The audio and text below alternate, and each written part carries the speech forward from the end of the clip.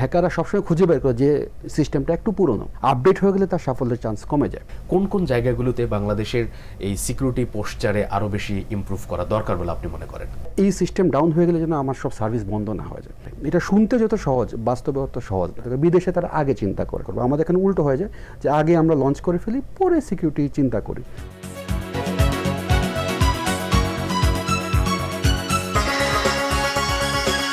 দর্শক, শুভেচ্ছা সমন্ত্রণ জানাচ্ছি বাংলা ভিশনের নিয়মিত আয়োজন ডিজিটাল লাইফের নতুন আরও একটি এপিসোডে। আমি আপনাদের সাথে আছি শুভ ইসলাম। দর্শক, ডিজিটাল লাইফের আজকের আমাদের আলোচনার বিষয় সাইবার সিকিউরিটি বাংলাদেশ পার্সপেক্টিভ।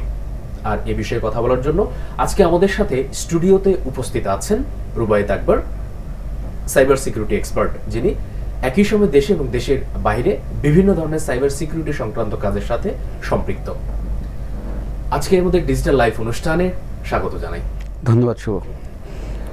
জি, রুবায়েত আকবর ভাই, প্রথমেই আপনার কাছে আমরা একটু জানতে চাই, বিশেষ করে সাইবার সিকিউরিটি এই যে শব্দটা আগের সময়ের তুলনায় এখন বর্তমান বেশি ব্রড আকারে আমরা শুনছি, আলোচিত হচ্ছে।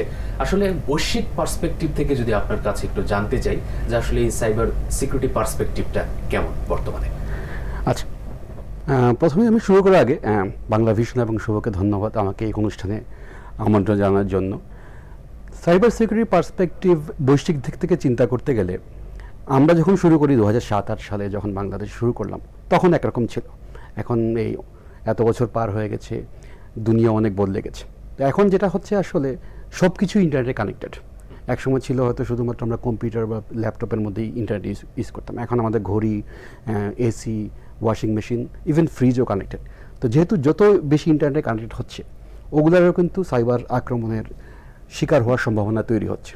তো যে কারণে এখন সাইবার সিকিউরিটি বললে ইন্টারনেটে কানেক্টেড যে কোনো মানুষ, যে কোনো ডিভাইস, যে কোনো সিস্টেম, সব কিছুরই নিরাপত্তাকে বোঝাচ্ছে আর কি। তো সেই অর্থে এখন আমাদের জীবনের দেখা যায় বিশাল অংশের মধ্যেই সাইবার সিকিউরিটি কোনো না কোনোভাবে চলে আসে। ওকে, আমরা যেমনটি দেখেছি বিগত কিছুদিন আগেও বাংলাদেশেও এই ধরনের সাইবার অ্যাটাকের বিভিন্ন ধরনের ঘটনা ঘটেছে এবং পাশাপাশি ডেটা লিকের যে ইস্যু সেটাও এসছে। তো আমরা আপনার কাছে একটু জানতে চাই যে বিশেষ করে এই সময় শুধুমাত্র বাংলাদেশে না, বৈশ্বিক প্রেক্ষাপটে কোন ধরনের অ্যাটাক ট্যাকটিক্সগুলো বেশি অ্যাপ্লাই করা হচ্ছে বা কোন কোন গ্রুপগুলো আসলে এই সক্রিয় বিশেষ করে সাইবার অ্যাটাকের ক্ষেত্রে? আমরা যদি 2022, 23, 24 এই গত 3 বছরের পরিসংখ্যান দেখি, সবচেয়ে বেশি যে আক্রমণটা হচ্ছে সেটাকে বলে র্যানসামওয়্যার। হ্যাঁ, কোনোভাবে আপনার তথ্য বা আপনার কোনো সিস্টেমকে যদি তারা অ্যাক্সেস করতে পারে এবং তখন এমন একটা কাজ করে যাতে আপনি সেই তথ্যকে আপনি পাচ্ছেন না, তখন সে বলছে আমাকে টাকা দিন, আমি আপনার তথ্য ফিরিয়ে দেব। এবং একসময় এটা শখের ছিল, যারা আমার এই আক্রমণগুলো তারা তো একটা শখে করতো। এখন যেটা হয়েছে, কিছু কিছু প্রতিষ্ঠান আছে যারা খুব জরুরি, যেমন হসপিটাল। একসময় হসপিটালগুলো তো এত ডিজিটাল ছিল না, এখন সব কিছুই ডিজিটাল। একটা এক্সরে মেশিন বা ধরেন ইনসুলিন দিচ্ছে, এইসব মেশিন এখন ডিজিটাল, অটোমেটিকলি 1 মিনিট পর পর রুগীকে ইনসুলিন দেন। এই মেশিনটা যদি বন্ধ হয়ে যায়, এখন তা কিন্তু জীবন রক্ষার ক্ষেত্রে সমস্যা হয়ে দাঁড়াবে। এখন এই র্যানসামওয়্যার যারা চালাচ্ছে তারা বুঝতে পেরেছে যে এখন তাকে টাকা দেওয়ার জন্য তারা বাধ্য। একটা হসপিটাল 5 ঘন্টা 6 ঘন্টা অপেক্ষা করতে পারবে না যে তার আইটি টিম সেই প্রবলেম সলভ করে রিকভার করতে। তো যে কারণে দেখা যাচ্ছে এই র্যানসামওয়্যার অ্যাটাকটা খুবই বেশি হয়েছে। শুধুমাত্র হসপিটাল না, ব্যাংক, মানে যেখানেই তারা মনে করছে যারা খুব টাইম ক্রিটিক্যাল অপারেশন চালায়, যাদের জন্য 3-4 ঘন্টা অপেক্ষা করা কঠিন, সেখানে তারা অ্যাটাকটা করে যদি সাকসেসফুল হতে পারে এবং তাদেরকে পেমেন্ট করার ব্যাপার আসছে। আগে যেহেতু পেমেন্টটা ছিল যে আপনি সামহাও ব্যাংকে বা কোনো মাধ্যমে পেমেন্ট করতে হবে, তখন তাকে ট্র্যাক করা যেত। এখন যেহেতু ক্রিপ্টোকারেন্সি চলে আসছে, বিটকয়েন বা অন্য কোনো কয়েনে তাকে পেমেন্ট করলে তখন তাকে খুঁজে পাওয়া আরও কঠিন। তো যে কারণে এই অ্যাটাকটা খুবই বেড়ে গেছে। সবচেয়ে বেশি এখন র্যানসামওয়্যার হয়। তারপর হচ্ছে, যেহেতু সাইবার সিকিউরিটি সচেতনতা বাড়ছে, সবাই বিভিন্নভাবেই চেষ্টা করছে যাতে আরও বেশি নিরাপদ হতে পারে। তো অনেক ক্ষেত্রে তারা আর হ্যাকিং করে সফল হতে পারে না, কিন্তু তারা যেটা করে যে এত বেশি সমস্যা তৈরি করে যে আপনি সার্ভিস দিতে পারছেন না। মানে আপনার কোনো তথ্য চুরি হয় নাই, কিন্তু কাস্টমারও আপনার সার্ভিসটা পাচ্ছে না, যেটাকে আমরা বলি ডিনায়াল অফ সার্ভিস। এখন এই ডিনায়াল অফ সার্ভিস অ্যাটাকটাও বেড়ে গেছে। আগে একসময় ছিল কম্পিউটার দাম বেশি ছিল, স্পিড কম ছিল। এখন আসলে স্পিড এবং পাওয়ার এত বেশি বেড়ে গেছে, হ্যাকারের জন্য এখন এইসব আক্রমণ জানা খুব সহজ হয়ে গেছে। তো এইটা একটা অ্যাটাক হয়। নাম্বার 3 যেসব অ্যাটাক হয়, এখন এআই যেহেতু চলে আসছে। আগে আমার হয়তো আপনার সম্পর্কে রিসার্চ করে জানতে হতো কী টাইপের ইমেল পাঠালে আপনি হয়তো বা বিশ্বাস করতে পারেন। এখন এআই চালিয়ে হয়তো সেই 10 মিনিটে এইসব তথ্য পেয়ে যাচ্ছে। এআই তাকে এমন একটা ইমেল তৈরি করে দিচ্ছে যেটা দেখে পড়লে মনে হয় আহা, খুবই তো মনে হচ্ছে আমার বন্ধু পাঠিয়েছে। তো এইরকম এআই অ্যাসিস্টেড অ্যাটাকটাও বেড়ে গেছে। তো আমার মতে এই গত কয়েক বছর এই 3 টাইপের অ্যাটাক অত্যন্ত বেশি বেড়ে গেছে।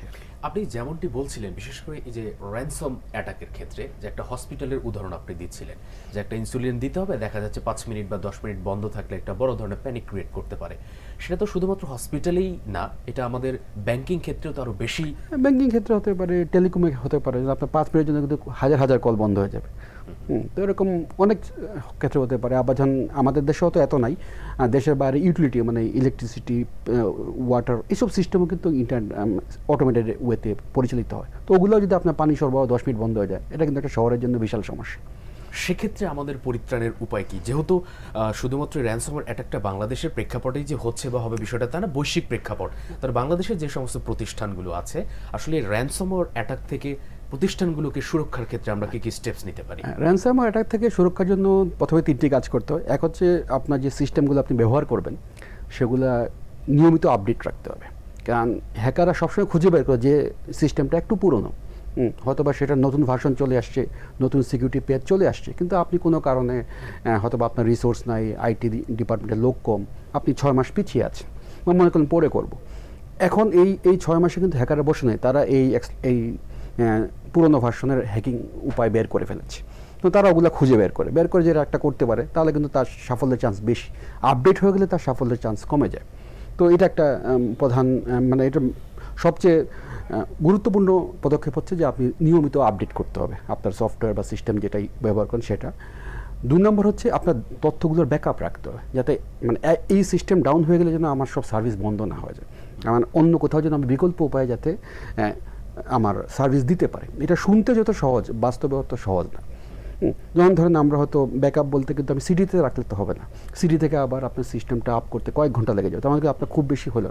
সেক্ষেত্রে আপনাকে একটা জানতে হবে যে আমার সার্ভিসটা কত গুরুত্বপূর্ণ, আমি কতক্ষণ বন্ধ থাকাটা সহ্য করতে পারবো, আমার যে ব্যাকআপ সিস্টেম সেটা ওই সময়ের মধ্যেই অ্যাক্টিভেট করতে হবে। হ্যাঁ, যদি টেলকো তারা হয়তো সাথে সাথে অ্যাক্টিভেট করবে, তারা প্রতি সেকেন্ডে সময় যাচ্ছে, হসপিটাল প্রতি সেকেন্ডে যাচ্ছে। হ্যাঁ, একটা ব্যাংক হয়তো বা 10 মিনিট অপেক্ষা করতে পারে, হ্যাঁ ট্রানজ্যাকশন 10 মিনিট পরে করলেও, কিন্তু সে 1 ঘন্টা অপেক্ষা করতে পারবে না।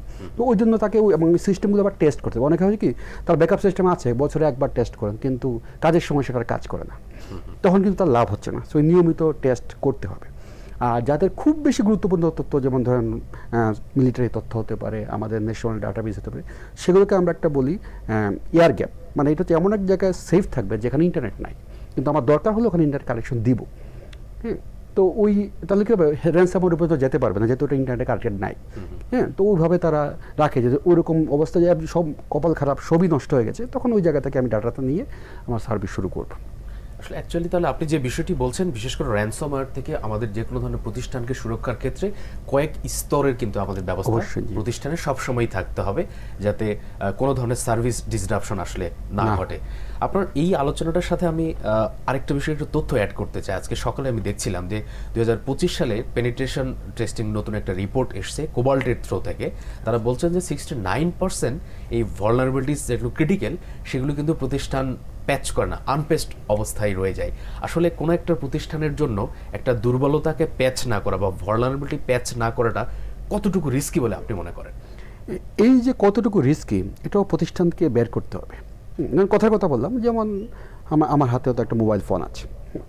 এখন মোবাইল ফোন দিয়ে কিন্তু আমরা চার্জ করি, যে চার্জার দিয়ে চার্জ করি, আবার একই চার্জার পোর্টে আপনি কিন্তু ইউএসবি হিসেবে ল্যাপটপে কানেক্ট করতে পারেন। তো আমাদের ল্যাপটপে কানেক্ট করলে আমি দেখতে পাই মোবাইলে কী ডাটা আছে। ধরেন পুরোনো একটা মোবাইল, সেখানে ওই রকম নিরাপত্তা নাই, তাহলে কিন্তু ল্যাপটপে কানেক্ট করলেই সে একটা পেন ড্রাইভের মতো মোবাইলের ভিতরে যা আছে তা দেখতে পাবে। এখন আমি এই যে এক ব্যক্তি হিসেবে আমার কাছে এটা অত গুরুত্বপূর্ণ না, তা আমি আপডেট করলাম না। কিন্তু যেসব প্রতিষ্ঠান হয়তো সার্ভিস দেয় মোবাইল ডিভাইসের মাধ্যমে, তার কাছে এটা গুরুত্বপূর্ণ, কারণ তার মোবাইল ডিভাইসটা চুরি হয়ে গেলে সাথে সাথে তার তথ্য পেয়ে যায়। তো এই জন্য প্রত্যেকটা প্রতিষ্ঠানকে জানতে হবে যে কোনো একটা পেজ আপডেট না করলে তার কী ক্ষতি হতে পারে। আসলে এখানে সমস্যা 3 রকম। অনেক সময় প্রতিষ্ঠান চাইলেও করতে পারে না, কারণ দেখা যায় আপডেট প্রতি সপ্তাহেই আসতে থাকে। কারণ প্রতি সপ্তাহে ধরুন আপনার যদি 5000 কম্পিউটার থাকে, সেটা আপডেট করতে গেলে আবার যদি সমস্যা হয়, তাহলে দেখা যায় সাধারণত 5000 আপডেট করতে গেলে 10-15টা কম্পিউটার সমস্যা হবে। এই একটা তারা নিয়মিত আপডেট করার যে ঝামেলা, এটা থেকে মুক্তি পাওয়ার জন্য ঠিক আছে আসুক 2 মাস পরে একবারে করব। কারণ এই যে আপনি 2 মাস পরে করতে হবে, আবার 1 সপ্তাহের মধ্যে করতে হবে, এটা মাঝখানে একটা ডিসিশন নিতে হবে যে আপনি কোনগুলাকে আপনি তাড়াতাড়ি করবেন, কোনগুলা পরে করলেও সমস্যা নাই। সবগুলো যে আমি করতে হবে তা না, কিন্তু যেখানে হয়তো যারা হয়তো কাস্টমার সার্ভিস দিচ্ছে তাদেরটা আগে করবো, যারা প্রায়োরিটি বেসিস করবো। তো এই সিদ্ধান্তটা প্রতিষ্ঠানকে নিতে হবে। যদি তারা এটা ঠিকমতো নিতে না পারে, তখন দেখা যায় তারা ঠিকমতো প্যাচ করছে না। যেমন আমি এটিএম মেশিনে একটা কম্পিউটার আছে, ওটাকে আপডেট করা বেশি জরুরি। হ্যাঁ, কারণ ওটা আমার প্রতিষ্ঠানের বাইরে রাস্তাঘাটে থাকে। হ্যাকাররা কিন্তু ওখানে গিয়ে অনেক কিছু চেষ্টা করতে পারে, যেটা কিন্তু একটা ব্যাংকের ভিতরে কম্পিউটারে গিয়ে হ্যাকাররা এত সহজে ট্রাই করতে পারবে না। তো সেই জন্য আমাকে ওই জিনিসগুলো বের করতে হবে যে কোনটা আগে করবো, কোনটা পরে করবো, সেই অনুযায়ী তাকে দ্রুত করতে হবে। এক্স্যাক্টলি। আপনি বাংলাদেশের একটি স্বনামধন্য ব্যাংকে দীর্ঘদিন সিকিউরিটি লিড হিসেবে দায়িত্ব পালন করেছেন। সেক্ষেত্রে এখন তো আপনি সিঙ্গাপুরের একটি গুরুত্বপূর্ণ প্রতিষ্ঠানের দায়িত্ব পালন করছেন। এই যে আপনার বাংলাদেশের দায়িত্ব পালনের অভিজ্ঞতা এবং দেশের বাইরে দায়িত্ব পালনের অভিজ্ঞতা, এই দুইটিকে যদি আমরা একত্রিত করে একটু সার নির্যাসটা জানতে চাই যে আসলে কোন কোন জায়গাগুলোতে বাংলাদেশের এই সিকিউরিটি পোস্টারে আরও বেশি ইমপ্রুভ করা দরকার বলে আপনি মনে করেন? আচ্ছা, কোন জায়গাতে ইমপ্রুভ করা দরকার তার আগে আমি যেটা বলতে চাই, বাংলাদেশে যেটা আমি দেখছি গত আমার অভিজ্ঞতা 18 বছর অভিজ্ঞতার আলোকে, যে সচেতনতা অনেক বেড়েছে। আমরা যখন শুরু করি 2007-08 সালে, তখন কি ভাই সাইবার সিকিউরিটি আবার কি, আপনারা তো ভাই ডিস্টার্ব করতে আসছেন, মানে এটাকে একটা সময় মনে করতো ঝামেলা। পুলিশ যেরকম আপনি এসেছেন আমাকে বাধা দিতে, তো আমাদের চাকরি যেরকম যারা পুলিশ টাইপ আইসে আমাকে কাজ করতে দেয় না, এটা বন্ধ করেন সেটা বন্ধ করেন। সেইখান থেকে আমরা অনেক দূর চলে আসছি, মানুষ এখন জানে যে সাইবার সিকিউরিটি কতটা গুরুত্বপূর্ণ। এটা একটা বিশাল অগ্রগতি। তো যেখানে আসলে আমাদের উন্নতি দরকার সেটা হচ্ছে আসলে এই যেটা আমরা একটু আগে বলছিলাম যে কোন আক্রমণে কী ক্ষতি হতে পারে সেটা খুব দ্রুত ডিসিশন নেওয়া।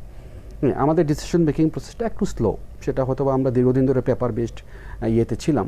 হ্যাঁ, সেই মেকানিজম থেকে আসলে ডিজিটালি খুব ফাস্ট ডিসিশন দিতে আমাদের এখানে একটু সমস্যা হয়।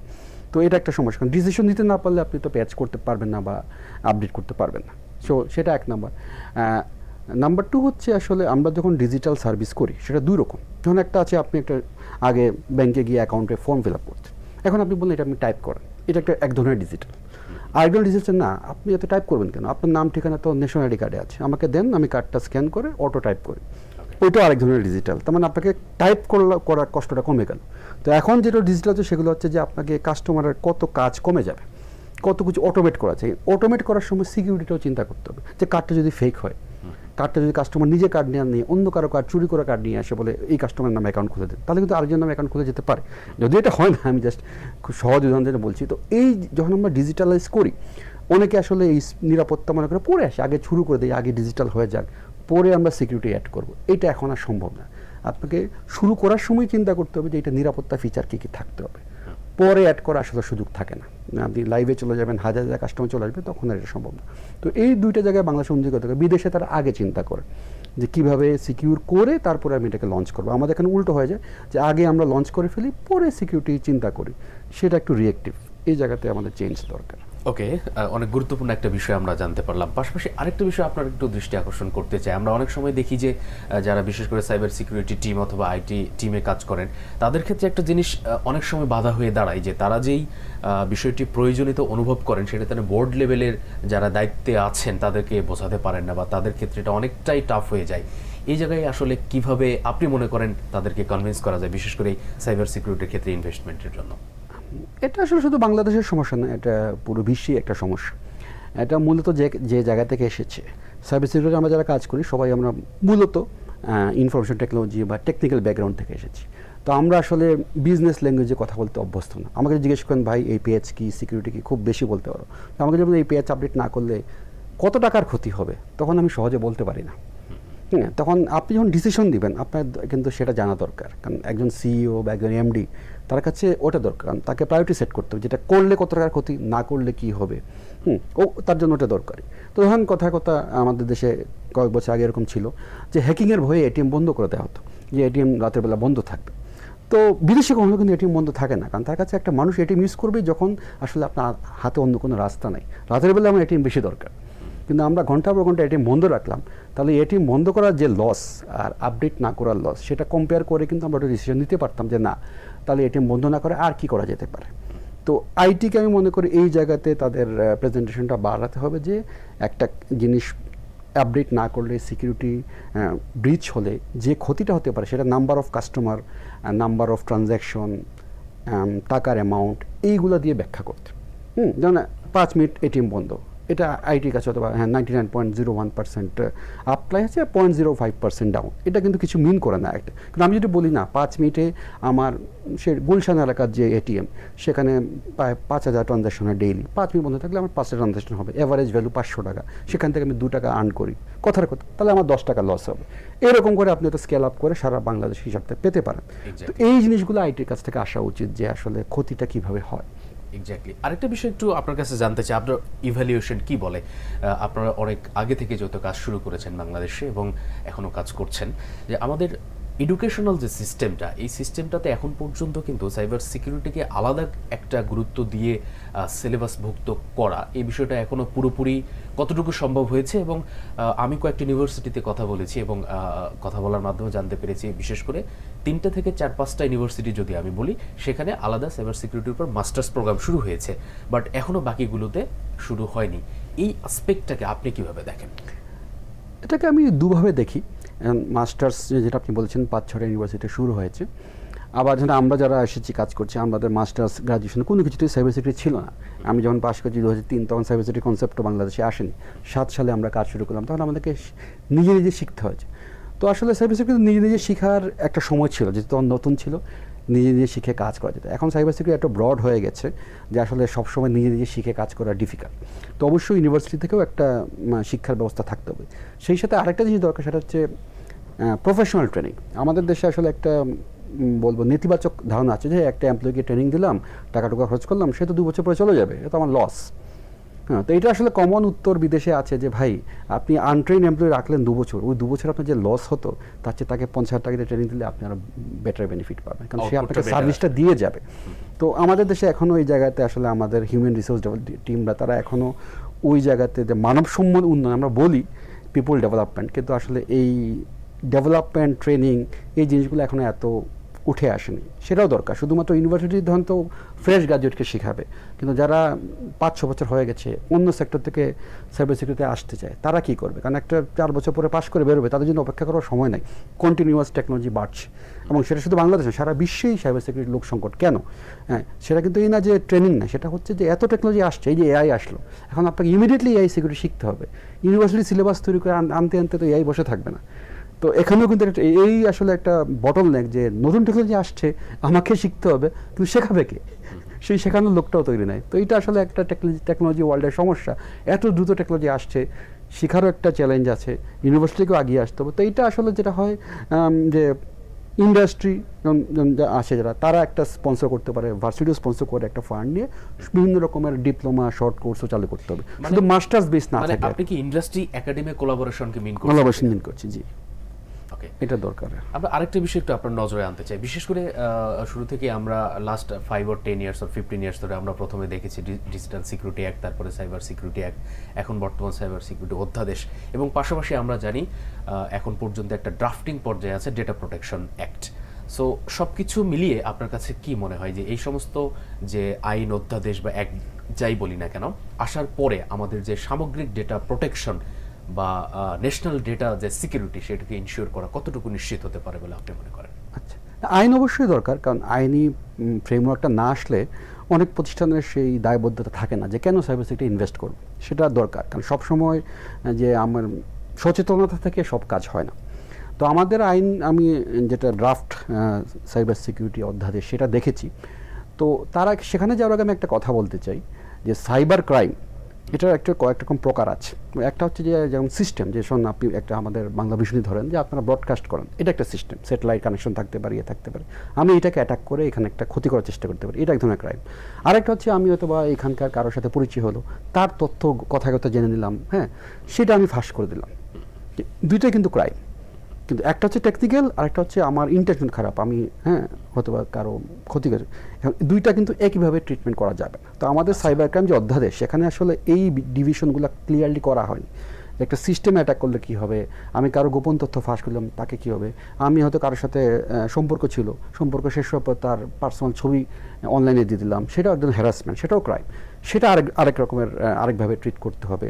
যেটা আপনি বললেন পার্সোনাল ডাটা প্রোটেকশন, সেটা আরেকটা, যে আমাদের এখন আমরা কিন্তু জানি না আমাদের বাংলাদেশের ন্যাশনাল আইডি কার্ড কে কোথায় ভেরিফাই করছে, আমি কিন্তু জানি না যে আমার কার্ড কে দেখছে। কিন্তু দেশের বাইরে সিঙ্গাপুরে কিন্তু যখনই কেউ আমার কার্ড অ্যাক্সেস করে আমার কাছে একটা মেসেজ আসে যে অমুক ব্যাংক তমুক প্রতিষ্ঠান তোমার কার্ড দেখেছে।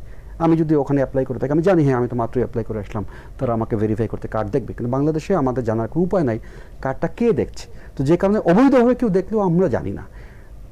তো এই জিনিসগুলো আমাদের সাইবার ক্রাইম দেশে একটু ক্লিয়ারলি ডিফাইন করতে হবে, কারণ প্রত্যেকটার অপরাধ এবং প্রকৃতি আলাদা। অনলাইন হ্যারাসমেন্ট স্ক্যাম, যেমন হ্যাঁ বিকাশ থেকে নাহিদ বলছি, এটাও এক ধরনের ক্রাইম, সেটার এক ধরনের আছে। আরেকটা হচ্ছে টেকনিক্যাল সফিস্টিকেটেড ক্রাইম। আবার একটা প্রবলেম হচ্ছে অনেক ক্রাইম হয় দেশের বাইরে থেকে, সেটার ফ্রেমওয়ার্ক কীভাবে আসবে। আবার ধরেন আমার মোবাইল থেকেই হয়তো বা কেউ ক্রাইম করেছে, কিন্তু সেটা আমি নাও হতে পারি, আমার অজান্তেও হয়ে যেতে পারে। তাহলে কি দোষী আমি না যে করেছে সে, সেটা আপনি কিভাবে ডিফাইন করবেন? এই জন্য সাইবার ক্রাইমটাকে আসলে আরেকটু সফিস্টিকেটেড ওয়েতে ডিফাইন করে, তা না হলে এটা অপব্যবহারের সুযোগ থেকে যায়। তো আমাদের যে ড্রাফট সেখানে আসলে এই বিভাজনটা অত ক্লিয়ার না, এবং আমাদের ধরেন ল এনফোর্সমেন্ট যারা আছেন তারাও সবাই এত টেকনিক্যালি সাউন্ড না। তো তাদেরকে দেখা যায় হয়তো তারা ইন্টারপ্রেট করতে গিয়ে ভুল করতে পারেন, যারা কেস করছে তারাও ভুল বোঝাইতে পারে যে ভাই এটা আসলে এই, হ্যাঁ যেমন কেউ হয়তো আমার ডিভাইস আধা ঘন্টার জন্য হাতে পেলো, কিছু একটা করে আবার ফেরত দিয়ে দিল। এখন কিন্তু কাগজে কলমে আমি ক্রিমিনাল, কিন্তু সেটা কিন্তু ঠিক না। হ্যাঁ, আবার আরেকটা আছে ধরুন বিদেশে যেটা হয় যে আমি দেখলাম আপনার সিস্টেমে সমস্যা আছে, আমি রিপোর্ট করলে আমি কি ক্রিমিনাল না আমি কি হেল্পার, এটা আমাদের আইনে নাই। বাইরের দেশে এদেরকে পুরস্কৃত করা, কারণ আমার যাক সে উইলিংলি আমার একটা ফল্ট রিপোর্ট করেছে, কিন্তু এটা কিন্তু একইভাবে সে ফল্ট রিপোর্ট করতে গিয়ে কিন্তু আমার সিস্টেমটাকে ঢুকেছে, which is not permitted, right? So দুইটাকে আপনাকে ইন্টেনশনটাকেও, এই জন্য আসলে এই সাইবার ক্রাইমের ইন্টেনশনটা খুবই ইম্পর্টেন্ট। হ্যাঁ, ওইটা আমাদের আইনে এত ক্লিয়ারলি ডিফাইন নাই, ওই জায়গাতে আমার লাস্ট আমি যতটুকু জেনেছি সম্ভবত এই বিষয়গুলোকে আরো ক্লারিফিকেশনের জন্য কাজ চলছে। তো আমরা প্রত্যাশা করব যারা বিজ্ঞ প্যানেল যারা কাজ করছেন তাদের কাছ থেকে নতুন যেই ফাইনালাইজের ড্রাফটটি আসবে সেটা আরো পরিষ্কার হবে। আপনি যেমনটি মোবাইলের কথা বলছিলেন যে ডিজিটাল ডিভাইস, যদি মোবাইলের কথা বলি, এখন তো আমাদের কারো কাছে এমনও আমরা দেখেছি যে একটা ইউজ করে আরেকটা পড়ে থাকে। দ্যাট মিনস এক একজন ব্যক্তি 3টা 4টা করে হয়তো মোবাইল ডিভাইস ইউজ করে। সেক্ষেত্রে আপনি একটু যদি যারা লোকাল ইউজার, একেবারে রুট লেভেল ইউজার, যারা খুব বেশি সাইবার সিকিউরিটি সম্পর্কে জানে না বা বোঝে না, তাদের সচেতনতার জন্য যদি একটু পরামর্শ দেন যে আসলে একটা ফোন ইউজ করার সময় কোন কোন বিষয়গুলোকে একটু মাথায় রেখে আমাদের ফোন ইউজ করা উচিত, যাতে আমাদের পার্সোনাল তথ্যগুলো কেউ নিয়ে বা দুষ্কৃতিকারীর হাতে গেলেও সে যাতে কোনো ক্ষতি করতে না পারে। ধন্যবাদ। আসলে এখানে যেটা হয়, স্মার্টফোনগুলোই কিন্তু বেশি ভালনারেবল সাইবার সিকিউরিটি, বা কেউ যদি চুরি করতে চায়। আমাদের পুরোনো আমাদের বাটন ফোন বা ওইসব ফোনে এত সুযোগ নাই, কারণ ওখানে অনেক সময় এটার ইন্টারনেট কানেকশনও খুব ভালো হয় না।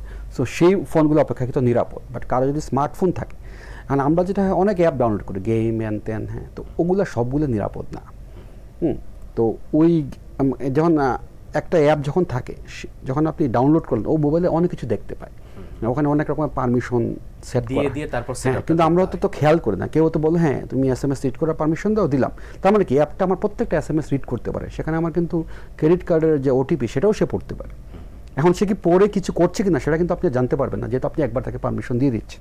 সো এই পারমিশন ম্যানেজমেন্ট আপনাকে একটু দেখতে হবে যে ও কারণে আপনি বেশি পারমিশন দেওয়ার দরকার নেই। বেশিরভাগ সময় আপনি পাবেন ওখানে অপশন থাকে যে only while using this app, সেটা দিতে পারেন।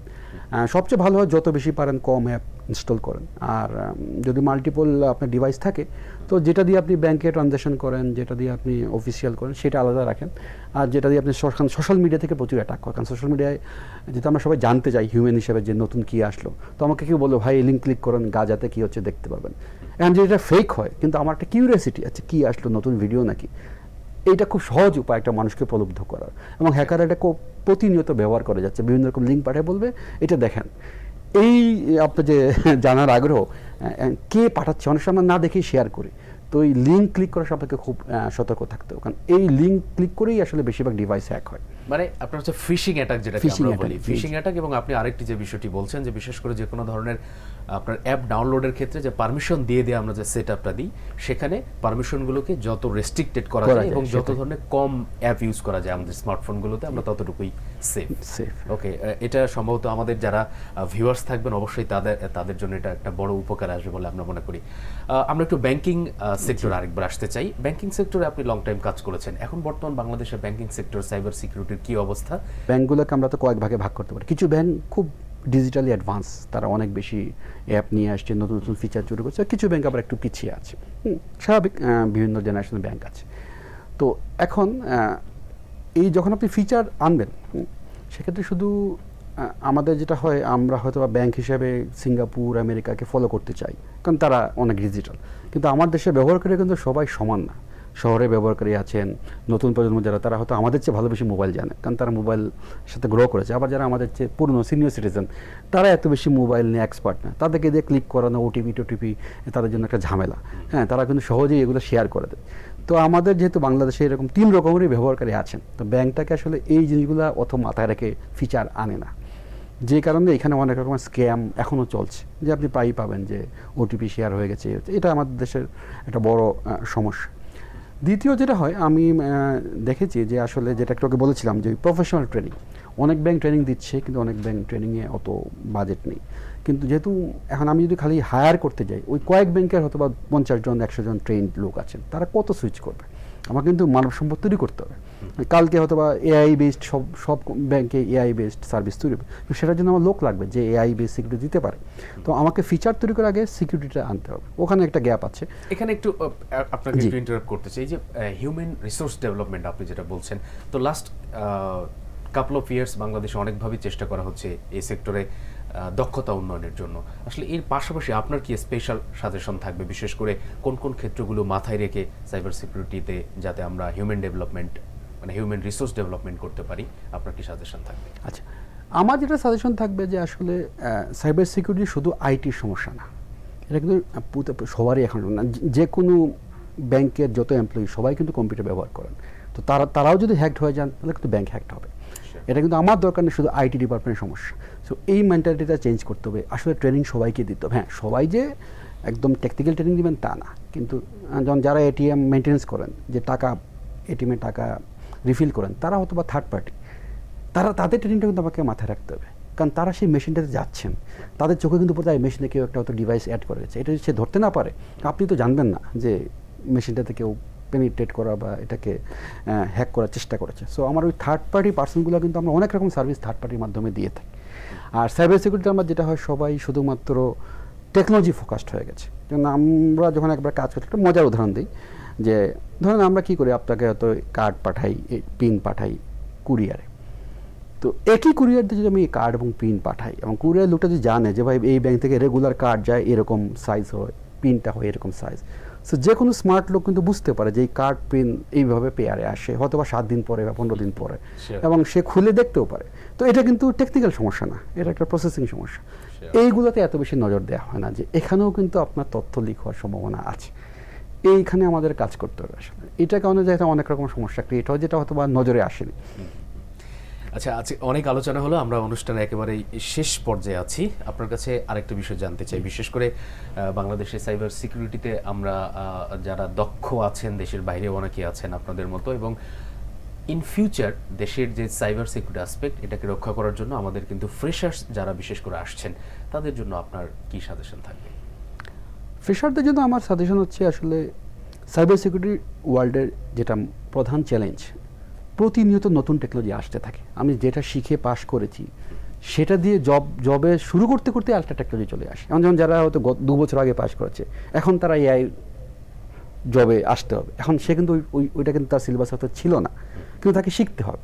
তো এই মেন্টালিটিতে আমাদের ফ্রেশারদের দরকার, যে ভাই নতুন টেকনোলজি আসলে আমি যেন তাড়াতাড়ি শিখতে পারি। মানে আমি একটা শিখে আসছি, এর বাইরে আমি কিছু পারবো না, ওখানে কিন্তু ডিফিকাল্ট। হ্যাঁ, আমরা যখন শুরু করছি তখন ক্লাউড ছিল না, এআই ছিল না। আমি যদি না পারি, কোম্পানি আমাকে বাদ দিয়ে দেবে, ভাই ওই পুরোনো আমাদের নেটওয়ার্ক তো আমার নাই, তুমি না পারলে চলে যাও। So that's the challenge of cyber security. তো ফ্রেশারদেরকে এই মেন্টালিটি রাখতে হবে, টেকনোলজি নতুন আসবে এবং তাকে খুব দ্রুত শিখতে হবে, তা না হলে কিন্তু সে মার্কেট থেকে আউট হয়ে যাবে। থ্যাংক ইউ আজকে আমাদের স্টুডিওতে উপস্থিত হয়ে গুরুত্বপূর্ণ একটি বিষয় আলোচনা করার জন্য। আপনাকে ধন্যবাদ, থ্যাংক ইউ। দর্শক, এতক্ষণ আমরা সাইবার সিকিউরিটির বিভিন্ন বিষয় নিয়ে কথা বলছিলাম। আমাদের আজকের যে আলোচনা, এই আলোচনাগুলোকে অনুসরণ করার মাধ্যমে যদি কেউ উপকৃত হন, তাহলেই আমাদের এই আলোচনাটুকু সার্থক হবে। দর্শক, আজকে এ পর্যন্তই। পরবর্তীতে আবারও নতুন এপিসোডে আপনাদের সামনে হাজির হব। সে পর্যন্ত ভালো থাকবেন, সুস্থ থাকবেন। আল্লাহ হাফেজ।